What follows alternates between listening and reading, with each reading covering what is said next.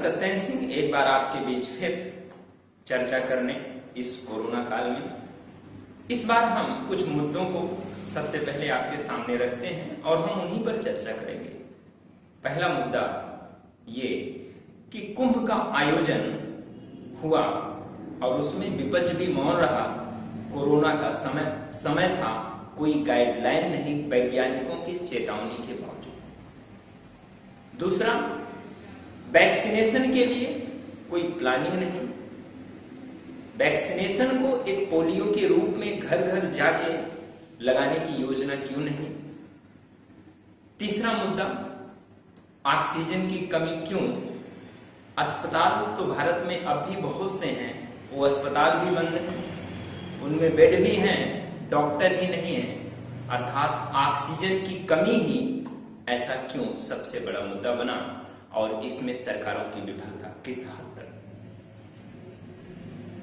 अगली बात ये होगी कि इस समय जब लॉकडाउन का समय है, सरकारों ने लॉकडाउन कर दिया, 5 किलो गेहूं, कुछ किलो चावल और कुछ किलो दालों से क्या गरीब व्यक्ति सामान्य स्तर से रह सकता है, वो जी सकता है। वो 2 या 2,500 किराया देता है। जो बिजनेस क्लास है वो 10, 15, 20, 50 हजार किराया देता है। उसके लिए आपने क्या योजना लाया? क्या आप सबको एक ही तराजू में तौलने में लग गए? मैं उन सभी लोगों से पूछना चाहता हूं जो लोग आके टीवी पर ये घोषणा करते हैं कि इतना राशन फ्री। अगर वही राशन, उतनी सुविधाएं उनको फ्री कर दी जाए तो क्या वह सामान्य तौर पर रह लेंगे? तो सबसे पहली बात, मैं आपसे कुंभ के आयोजन के विषय में चर्चा करने जा रहा हूं। कुंभ का आयोजन कोरोना काल में हुआ। सरकारों ने प्रचार किया धर्म के आधार पर। कोरोना का समय था, सरकारों को लोगों को जागरूक करना था। कुंभ वो होता कि सबको स्नान कराते, लेकिन वह स्नान होता वैक्सीन का। घर घर जाके वैक्सीन लगाते, लोगों को वैक्सीन लगवाने के लिए प्रोत्साहित करते। वैक्सीन का उत्पादन इस मात्रा में होता कि वैक्सीन की कमी होती ही ना। कुंभ के आयोजन पर भारत का विपक्ष भी मौन रहा। यह विपक्ष मौन क्यों रहा? यह विपक्ष बोलता तो उस पर हिंदू विरोधी एक ठप्पा लगता। इसीलिए संसदीय व्यवस्था में जब भी विपक्ष को बहुत कमजोर कर देंगे, नुकसान जनता का होगा। मैं ये नहीं कहता कि सरकार कमजोर हो, मैं ये कहता हूं कि विपक्ष को कभी इतना कमजोर मत करिए, चाहे जो भी पार्टी हो। क्योंकि जब विपक्ष कमजोर होगा तो सत्ता पक्ष विपक्ष की बात सुनेगा नहीं। और संसदीय व्यवस्था में विपक्ष होता इसीलिए है कि वो जनहित के मुद्दों को उठाकर सरकार के ऊपर एक दबाव बनाए।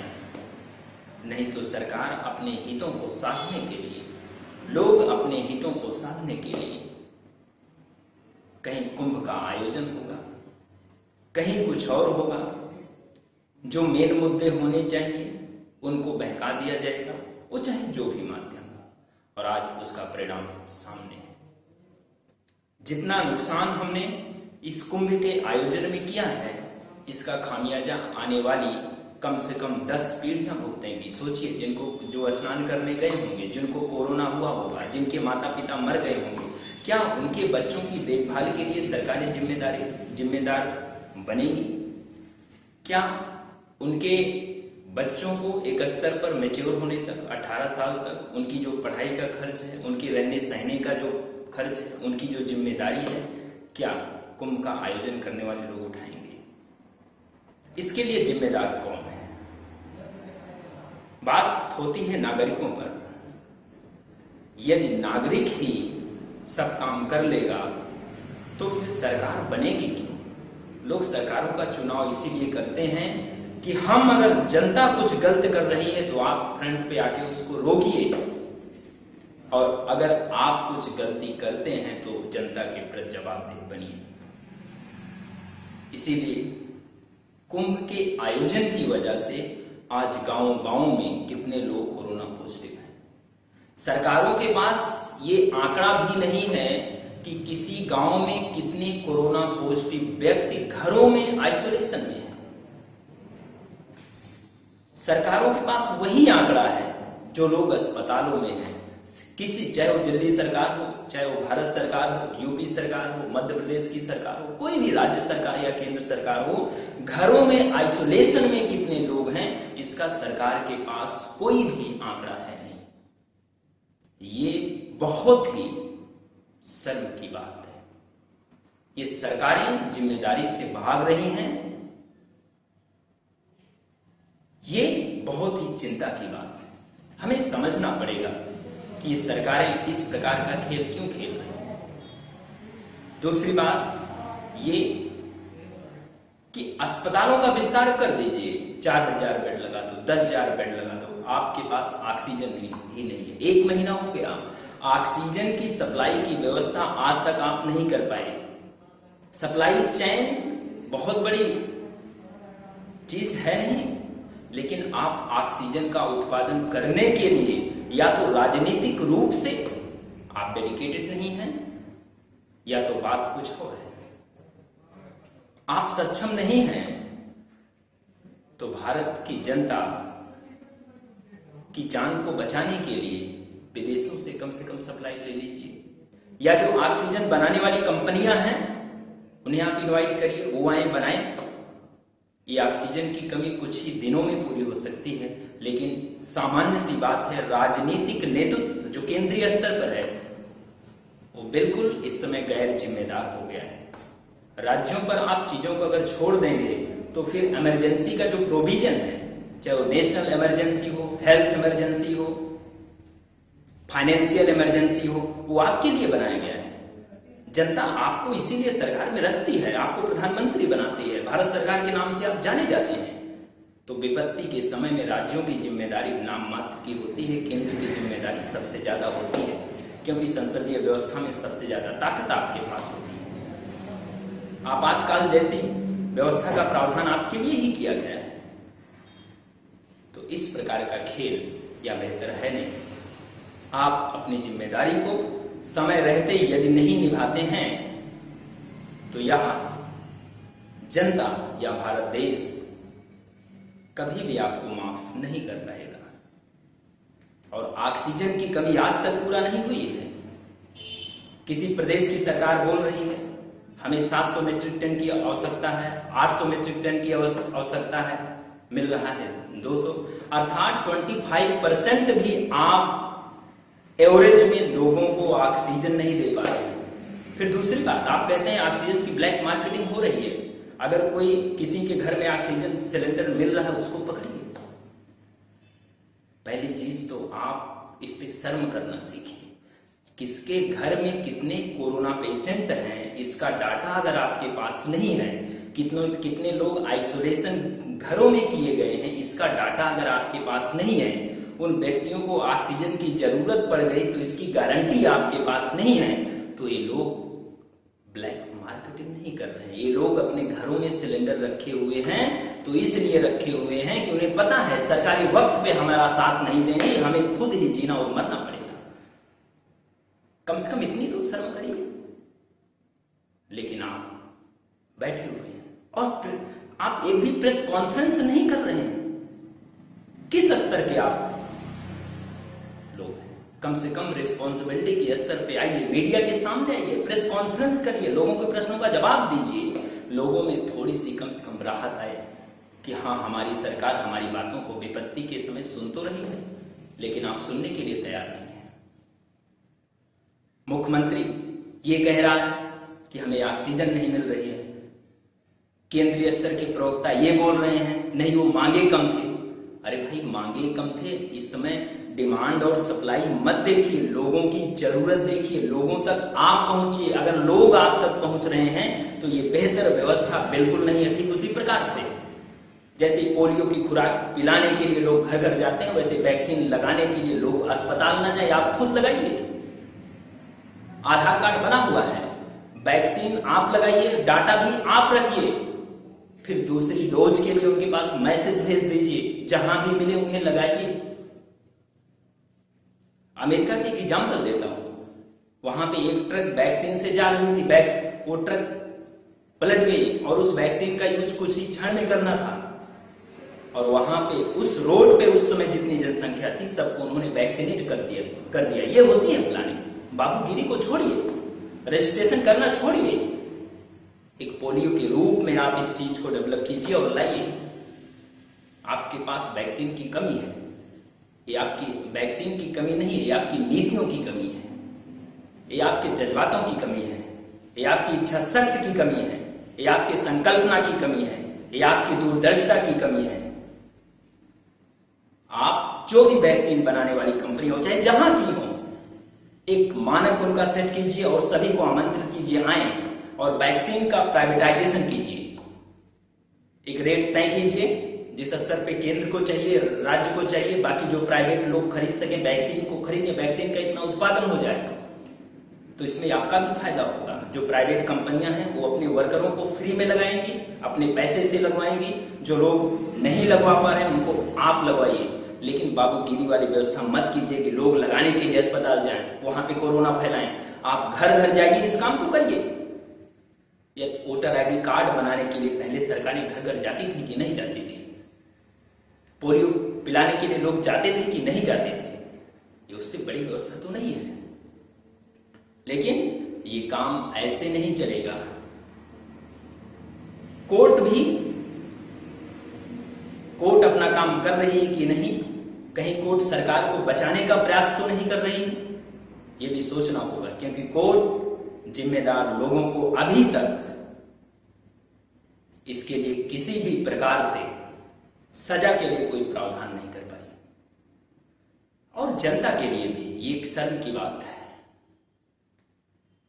हम जब वोट देते हैं तो हमें एक व्यक्ति पर डिपेंड रह के कोई काम नहीं करना चाहिए। हमें ये देखना चाहिए कि संसदीय व्यवस्था में जब तक हम एक व्यक्ति के नाम पर वोट देंगे, यह विपत्ति हर समय आएगी, क्योंकि निर्णय लेते समय एक व्यक्ति की ही बातें सामने रखी जाएंगी, क्योंकि बाकी लोग उसी के नाम पर आए हुए होते हैं, तो अपने विचारों को जनहित में उस प्रकार से नहीं रख सकते। हमें समझना होगा। आप आज समझिए या कुछ साल बाद समझ लीजिए, ये बातें आपके ऊपर है। सही भी हो सकती है, गलत भी हो सकती है, विचार का बिंदु। ऑक्सीजन सप्लाई, ये जो सबसे बड़ी त्रासदी है, अगर इच्छा शक्ति हो तो ये कुछ ही समय में पूरा हो सकती है। दूसरी बात मैं ये आपको बताना चाहता हूं कि लॉकडाउन लग गया, लोग किराए के कमरों में रह रहे हैं, मजदूर हैं, वो अपना किराया नहीं दे सकते, तो क्या उनके किराए के लिए आपने कोई प्रावधान किया? आप उन्हें 5 किलो गेहूं दे रहे हैं, कुछ किलो चावल दे रहे हैं, क्या उससे उनका पूरा महीना चल जाएगा? पेट भर खा लेंगे, लेकिन तनाव की स्थितियां किस स्तर पर रहेंगी? वो बेचारे किराया नहीं दे पाएंगे। सरकार आज तक सामने आके बोल नहीं पाई, चाहे वो किसी राज्य के मुख्यमंत्री हो या केंद्र की सरकार हो। ऐसी गैर जिम्मेदारी से देश नहीं चलता। जब आप कहते हैं ये सरकार गरीबों के लिए समर्पित है, तो कहां पे समर्पित है? गरीब को दिखना भी तो चाहिए। क्या ये सरकार गरीबों को गेहूं देने के लिए केवल समर्पित है? वो बेचारे अपने कमरों में रह रहे हैं, कौन देगा किराया? उनके पास घर भी नहीं है। और फिर लॉकडाउन करना था, आपको पता था, सारी चीजें पता थी, तो जनता को बहकाना बंद कीजिए। करना है तो 6 महीने के लिए करना है, साल भर के लिए करना है कि 2 साल आपको बहकाना है, सीधा बता दीजिए कि हम 2 साल के लिए करेंगे। वो अपने घर जाए, वो अपना एडजस्ट हो जाए, क्यों आपके चक्कर में फंसे? ऐसा मत करिए कि लोग आप पे विश्वास करना बंद कर दें। राजाओं पे विश्वास करना बंद किए थे तो अंग्रेजों का राज आया, अंग्रेजों पर विश्वास करना बंद किए तो हिंदुस्तानियों का राज आया। हिंदुस्तान के लोग राज कर रहे हैं, लेकिन अगर इस काली चमड़ी पर गोरी चमड़ी का अगर दाग लग जाएगा। अगली बात मैं ये भी कहना चाहता हूं कि सरकारें समय पर अपनी जिम्मेदारी निभाएं। केंद्रीय नेतृत्व और राज्य का नेतृत्व डेली प्रेस कॉन्फ्रेंस करें, गलती है तो गलतियों को स्वीकार करें और राजनीतिक इच्छा शक्ति को दिखाए। क्या कार्य कर रही है उसको सामने लाए।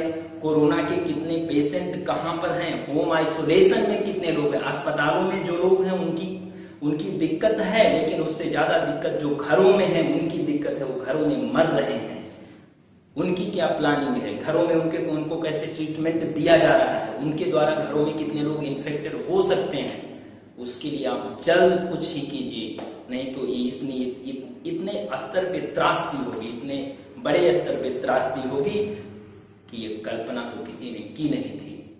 कम से कम विश्व गुरु के ऊपर तो ये दाग ना लगी। दूसरी बात मैं ये भी बताना चाहता हूं कि इस कोरोना काल में जिनके माता पिता एक्सपायर कर रहे हैं, जो बच्चे छोटे छोटे हैं, उनके लिए आपकी क्या प्लानिंग है, आप सामने आके बताइए, क्योंकि उनके बच्चे आगे की जिंदगी कैसे जिएंगे। और इसीलिए यह समय राजनीतिक पार्टियों को आपस में एक दूसरे पर आरोप करने का नहीं है। ये समय अस्पतालों के विस्तार करने का है, लेकिन उससे ज्यादा ऑक्सीजन का उत्पादन करने का है। लोग अपने घर को भी अस्पताल बना लेंगे, लेकिन आप सोचिए कि आप डॉक्टरों को लाइए, आप ऑक्सीजन का उत्पादन करिए, जो पहली चीज है। और ऑक्सीजन ही आपके पास नहीं है, बर्तन चाहे जितना रख लो, पकाने के लिए राशन ना हो तो उस बर्तन का महत्व तो खत्म हो जाता है, और भंडारी की प्रासंगिकता वहीं से पूरी की पूरी फ्लॉप हो जाती है। कुछ ऐसे ही दिख रहा है चीज। विचार कीजिए, सोचिए। न्यायपालिका भी है, न्यायपालिका कार्यपालिका का कार्य नहीं कर सकती, लेकिन कार्यपालिका को दंड तो दे सकती है, कार्यपालिका को सुधार तो सकती है, चाहे वो राज्य के स्तर पे हो या केंद्र के स्तर पे। और यदि आप केवल बहाना करके दोषी वो हैं और ऐसे करके चलते रहेंगे, तो हर स्तर पे जब भी त्रासदी आएंगी, कार्यपालिका में बैठने वाले लोग अपने मन की करते रहेंगे, उन्हें कोई डर नहीं रहेगा। लेकिन आप थोड़ा सा पनिशमेंट अगर किसी को देते हैं, तो कम से कम सरकारों में बैठने वाले लोग अपनी जिम्मेदारी को निभाने के लिए बाध्य होंगे। नहीं तो अगर जिम्मेदारी नहीं अगर वो निभा सकते, तो कम से कम सरकार में आने से भी बचेंगे। और हम इसीलिए तो राजनीतिक नेतृत्व को कोई जिम्मेदारी देते हैं, इसीलिए तो पार्टियां आती हैं। तो क्या कहती हैं, हम गरीबों के लिए काम करना चाहते हैं, हम लोगों का लिविंग स्टैंडर्ड बेहतर करना चाहते हैं, हम लोगों के मूल अधिकारों को सुरक्षित करना चाहते हैं। कहाँ गया आर्टिकल 21? लोगों को ऑक्सीजन मिल ही नहीं रहा है, लोग ऑक्सीजन की कमी से मर रहे हैं, लोग दवाओं की कमी से मर रहे हैं, लोग कालाबाजारी से मर रहे हैं। कुछ लोग अपने मकानों का किराया नहीं दे पाएंगे, तनाव में मरेंगे। उस तनाव का आपके पास कोई डाटा रहेगा ही नहीं, क्योंकि तनाव के लिए तो आपने कोई प्लानिंग की ही नहीं कि लोगों को तनाव किस स्तर पे होता है। और ये सबके लिए है, चाहे केंद्र सरकार हो या राज्य सरकार हो। तो अंत में मैं यही कहना चाहूंगा कि जिम्मेदारियों को समय रहते निभा लीजिए। गलतियां आपने बहुत की हैं, गलतियों को स्वीकार कर लीजिए, क्योंकि जनता जिस हद पर पीड़ित है, अगर यहां पे विदेश के लोग, विदेशों में बैठे हुए लोग सहायता करने के लिए, भारत की सहायता करने के लिए हर स्तर पे तैयार हैं, तब कम से कम आप सामने आइए और ये बताइए कि हम जनता के लिए क्या कर रहे हैं। ये मत बताइए कि उन्होंने क्या नहीं किया, आप ये बताइए कि आप क्या कर रहे हैं। मैं सत्येंद्र सिंह, यहीं पर बहुत बहुत धन्यवाद।